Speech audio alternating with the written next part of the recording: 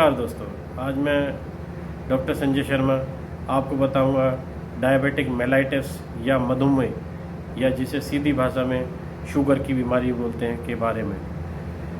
Sugar हमारी body में जब शुगर की मात्रा बढ़ जाती है तो हमें मधुमेह या डायबिटिक हो जाती है। इसको टाइम रहते हुए कैसे पता चले कि हमें शुगर है या नहीं है, कितनी शुगर हमारी नॉर्मली होनी चाहिए और किस टाइप की शुगर है हमें, और उसी के हिसाब से हमें इलाज कराना चाहिए। तो मैं आपको बताता हूँ कि शुगर लेवल हमारी बॉडी के अंदर खाली पेट फास्टिंग में अगर हमारी शुगर लेवल 128 से नीचे आती है तो वो नॉर्मल है, जिससे कि आप किसी भी लैब पे जाके आप चेक करा सकते हैं। लेकिन अगर आपकी शुगर लेवल 128 से ज़्यादा ऊपर जाने लगी और आपके शुगर लेवल ये बढ़ने लगा तो फिर आपको एक टेस्ट होता है OGTT, जिसको हमें पेशेंट को पहले फास्टिंग में शुगर करते हैं और उसके बाद 75 ग्राम ग्लूकोज पिलाकर 2 घंटे बाद शुगर करते हैं चेक। और अगर वो फास्टिंग में 128 से ज़्यादा हो गई और शुगर 75 ग्राम ग्लूकोज पिलाने के बाद मोर देन 200 आ रही है तो आपको चांसेस हैं कि आपको डायबिटिक हो गई है। तो उसको पता करने के फिर एक हम जांच कराते हैं HbA1c। अगर वो 6 या 6.5 के बीच में आ रही है आपको, तो दोस्तों आप प्री डायबिटिक हैं और आपको शुगर होने के चांसेस ज़्यादा हैं फ्यूचर में। तो और अगर 6.5 से वो ऊपर जा रही है तो आप कन्फर्म है कि आपको डायबिटिक हो गई है। तो जब ये सब चीज़ें अगर आपकी बढ़ी आने लगती हैं, साथ में इनके कुछ लक्षण आपको बॉडी में या चेंजेस दिखाई देते हैं, जैसे कि रात में बार बार पेशाब का आना। आप बार बार उठते हैं रात में पेशाब करने के लिए, हर 2 घंटे 3 घंटे बाद या बार बार पेशाब आता है, जो कि ब्लड में शुगर लेवल बढ़ जाने की वजह से आता है। बार बार आपको प्यास लगती है, बार बार पेशाब आता है, बार बार खाने का मन ज़्यादा करता है, कुछ खा लें, खाली पेट है, कुछ ना कुछ खाने की भूख लगने लगी। या फिर इसके अलावा अचानक आपकी बॉडी वेट आपका कम हो गया, पतले हो गए एकदम, लॉस ऑफ बॉडी वेट हो गया अचानक, आंखों की धुंधलापन दिखाई देने लगा एकदम, कोई घाव है आपकी बॉडी पे वो भर नहीं रहा है, ईचिंग हो रही है, खुजली होने लगी कहीं पे, अब पैरों पे ज़्यादातर होती है, या फिर सांस लेने में कोई अचानक दिक्कत आने लगी, तो पॉसिबिलिटी है कि आप अपनी शुगर प्रॉपर चेक कराएं और टाइम लेते रहते हुए उसका इलाज कराएं। अब शुगर जो है नॉर्मली 2 टाइप की होती है, टाइप 1 टाइप 2। एक गैस्टेशनल मोडी और कुछ सेकेंडरी टाइप की भी डायबिटिक होती हैं, लेकिन मेनली जो लोगों में होती है सबसे कॉमन अराउंड 10% टाइप 1 होती है, जिसे इंसुलिन डिपेंडेंट कहते हैं। मतलब कि हमारी बॉडी में इंसुलिन होता ही नहीं है ऑटोइम्यून डिजीज़ की वजह से, और जब इंसुलिन नहीं होता तो हमें बाहर से इंसुलिन देना पड़ता है। दूसरी टाइप की होती है टाइप 2, जो कि एडल्ट में होती है। टाइप 1 ज़्यादातर यंग लोगों में होती है जिनकी एज 40 से नीचे होती है, लेकिन टाइप 2 ज़्यादातर 40 से ऊपर वाले लोगों में होती है, एडल्ट में होती है, और जो कि धीमे धीमे बढ़ती है। और हमारी बॉडी में इंसुलिन तो होता है, लेकिन इंसुलिन बीटा सेल से, हमारे पैंक्रियाज की सेल से रिलीज़ नहीं होता, जिसकी वजह से हमें बाहर से कई बार इंसुलिन भी देना पड़ता है, और कई बार ज़्यादातर टाइप 2 मेडिसिन देने से ही सही हो जाती है, यानी कि टाइप मेडिसिन देके ही कंट्रोल की जाती है। तीसरी एक है गैस्टेशनल नॉर्मली ड्यूरिंग प्रेगनेंसी होती है, प्रेगनेंसी के दौरान होती है, और ज़्यादातर नोटिस की गई है वो 23 वीक से 28 वीक के बीच में होती है, और जिसमें कि अचानक आपका शुगर लेवल प्रेगनेंसी के दौरान बढ़ जाता है, और बढ़ने की वजह से आपको जो गायनेकोलॉजिस्ट होते हैं वो लोग इंसुलिन पे डाल के रखते हैं या मेडिसिन इंसुलिन देते हैं। लेकिन ये गैस्टेशनल डायबिटिक ज़्यादातर प्रेगनेंसी ख़त्म होने के बाद या बच्चे बेबी हो जाने के बाद, डिलीवरी के बाद, उसके बाद नॉर्मल आ जाती है मैक्सिमम लोगों में। लेकिन कुछ लोग ऐसे भी होते हैं जिनमें कुछ फीमेल्स में डिलीवरी के बाद भी नहीं आती, तो उनको रूल आउट करनी चाहिए क्या उनको डायबिटिक पहले तो नहीं थी, या रियली में डायबिटीज बढ़ गई या नहीं बढ़ गई। तो इसके डिलीवरी के बाद भी 1-2 बार चेक कराना चाहिए और कंफर्म करना चाहिए कि डायबिटीज। एक टाइप की होती है मोडी, जो कि ऑटोसोमल होती है, फैमिली से फैमिली में आती है, एक दूसरे में कई बार एक पीढ़ी में होगी, वो एक पीढ़ी के बाद एक जनरेशन में होगी, लेकिन 2 जनरेशन में नहीं है, उसके बाद तीसरी जनरेशन में आ जाएगी, उसे मोडी कहते हैं, और जो कि बहुत ही रेयर टू रेयर टाइप की डायबिटिक है। एक होती है सेकेंडरी डायबिटिक।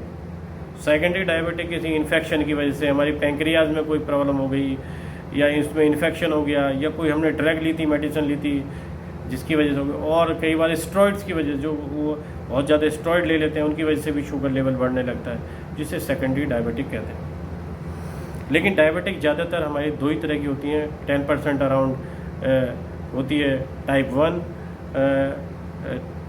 अराउंड 90% टाइप 2 जो एडल्ट में होती है, यंग में जो टाइप 1 होती है, और एक गेस्टेशनल होती है जो 5-6% लोगों में होती है, जो फुल्ली रिकवरेबल है। अब कई बार होता है कि टाइप 1 और टाइप 2 को आप डिसाइड कैसे करेंगे, उसको डिफ्रेंशिएट कैसे करेंगे। टाइप 1 पहले मैंने बताया कि यंग में होती है, लेस देन 40, एडल्ट में टाइप 2 होती है। टाइप 1 वाले पेशेंट ज़्यादातर थिन होते हैं, टाइप 2 वाले ज़्यादातर मोटे ओबीज होते हैं पेशेंट। जो टाइप 1 होते हैं उन लोगों में कई बार क्या होता है, कीटो एसिडोसिस होता है, लेकिन टाइप 2 वाले में ये रेयर टू रेयर होता है। टाइप 1 वाले पेशेंट जो होते हैं उनमें ज़्यादातर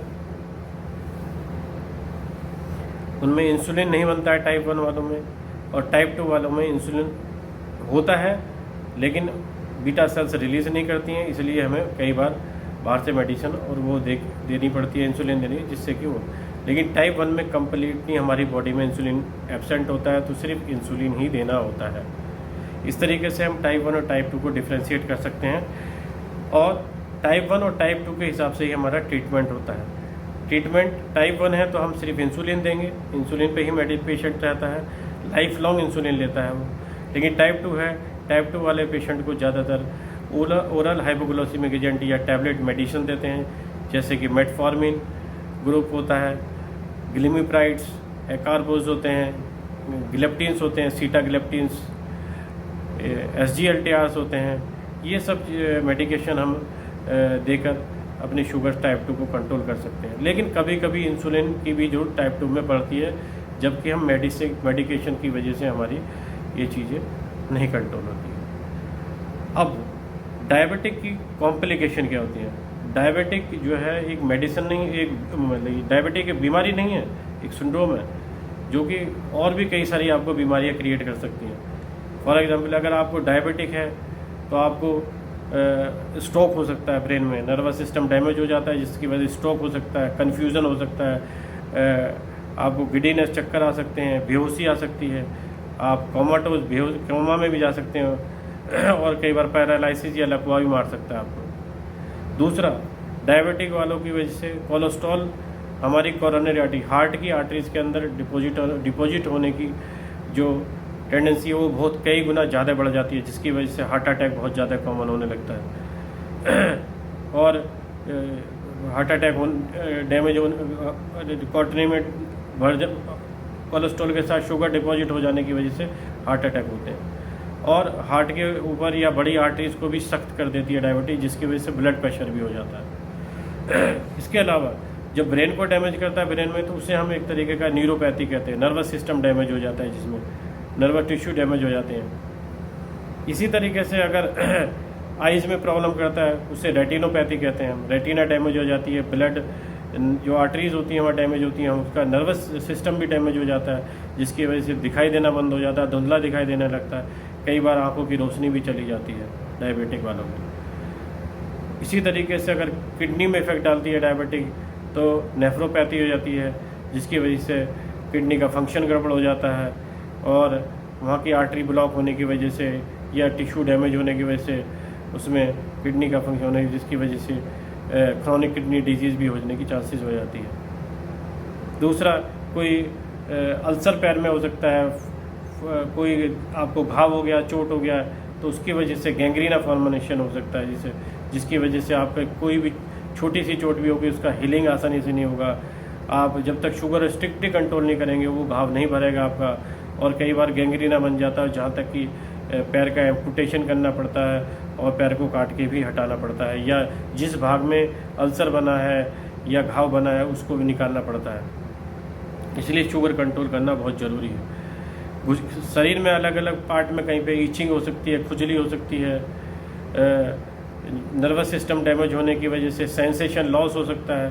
कई बार कुछ जगह पे हमें सेंसेशन नहीं होंगी, नमनेस होने लगती है पैर में नीचे तरफ, ज़्यादातर फुट के अंदर जो है चींटियाँ सी चलती हैं, लगता है कि हमारे कुछ चीज़ चुभाएंगे तो आपको सेंसेशन नहीं होगा, वो आपकी एक्चुअली नर्वस सिस्टम डैमेज होने की वजह से होता है। तो टाइम पे डायबिटिक को कंट्रोल करने से ये सब कॉम्प्लिकेशन से आप बच सकते हैं और ये सारी बीमारियों से पूरी तरीके से बचने के चांसेस हैं, मेडिसिन लेके भी और लाइफस्टाइल चेंज करने के भी। दूसरा, अब आपको अगर मेडिसिन ले रहे हैं, आप ट्रीटमेंट ले रहे हैं, दवाइयाँ ले, कुछ लोग होते हैं इसके साथ आपको अपनी डाइट का और लाइफस्टाइल का भी ध्यान रखना चाहिए। लाइफस्टाइल में फिजिकल एक्टिविटी बढ़ानी नहीं चाहिए, रनिंग करना चाहिए, स्विमिंग या एक्सरसाइज करनी चाहिए, जिससे कि आपका शुगर लेवल कंट्रोल है, फिजिकली फिट रहे, बॉडी वेट आपका कंट्रोल में रहे।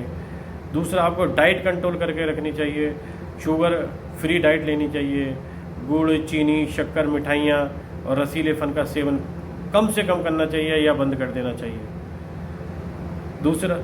तीसरा, आपको अगर कोई फ्रूट वगैरह खाने हैं तो उसमें सेब, अमरूद, कीवी और जामुन, इस टाइप के फलों का थोड़ा बहुत आप प्रयोग कर सकते हैं इस तरीके से। तो मेनली क्या है, पहला ट्रीटमेंट होगा आपको लाइफस्टाइल, फिजिकल एक्टिविटी। दूसरी, डाइट कंट्रोल आपको रखनी है, अपनी डाइट कंट्रोल करिए, शुगर फ्री डाइट लीजिए, कोलेस्ट्रॉल फ्री डाइट भी लीजिए यहाँ पे, क्योंकि स्ट्रोक और ये हार्ट अटैक ज़्यादा चांसेस होते हैं शुगर की वजह से। तीसरे नंबर पे आता है कि आपको मेडिकेशन लेनी है। इन तीनों चीज़ों को आप करने से पूरी तरीके से शुगर को कंट्रोल कर सकते हैं। अगर आपको शुगर कंट्रोल रहती है तो ये कॉम्प्लिकेशन हार्ट की शुगर की वजह से हार्ट की डिजीज़, ब्रेन स्ट्रोक्स, किडनी की प्रॉब्लम या गैंग्रीना फॉर्मेशन या आंखों की प्रॉब्लम, ये आपको नहीं होगी। यानी कि अगर शुगर कंट्रोल है तो सब कुछ नॉर्मल। अब कुछ एमरजेंसीज होती हैं डायबिटिक पेशेंट में, जैसे कि बहुत ज़्यादा शुगर लेवल का बढ़ जाना सडनली, जिन पेशेंट बढ़ जाता है जो कि दवाई नहीं ले रहे, मेडिसिन ले रहे, उसे डायबिटिक एमरजेंसीज कहते हैं। जैसे कि डायबिटिक कीटोएसिडोसिस, उसमें शुगर लेवल बढ़ जाने की तो कीटोन जैसी स्मेल हमारी बॉडी में आने लगती है, कन्फ्यूजन हो सकता है, कोमाटोस हो जाते हैं, बेहोश हो जाते हैं, सांस लेने में दिक्कत हो सकती है। दूसरा एक होता है HSS करके, हाइपर ऑस्मोलिक हाइपोग्लाइसेमिक स्टेट, जिसमें कि शुगर लेवल बहुत बढ़ जाता है और डिहाइड्रेशन हो जाता है बॉडी में, जिसकी वजह से हमें वाटर लॉस हो जाता है और हमें कई बार फ्लूइड भी देने की ज़रूरत पड़ती है। तीसरा होता है कि जो लोग मेडिसिन ले रहे होते हैं, इंसुलिन पे स्पेशली, कई बार क्या होता है ओवरडोज लेने से शुगर लेवल सडनली बहुत नीचे चला जाता है, जिसे हाइपोग्लाइसेमिक स्टेट कहते हैं। हाइपोग्लाइसेमिक स्टेट में कई बार पसीने सडनली आने लगते हैं जब शुगर लेवल कम होता है, चक्कर आने लगेंगे, कन्फ्यूजन होने लगेगा।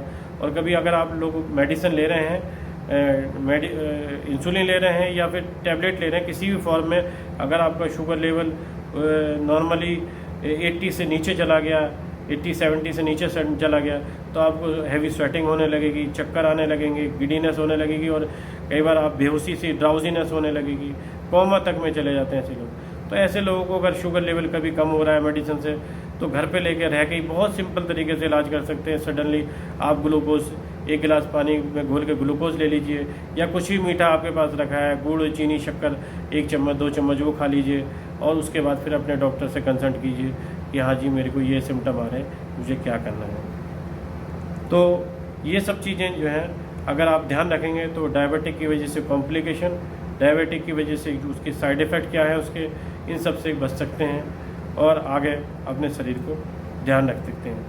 धन्यवाद।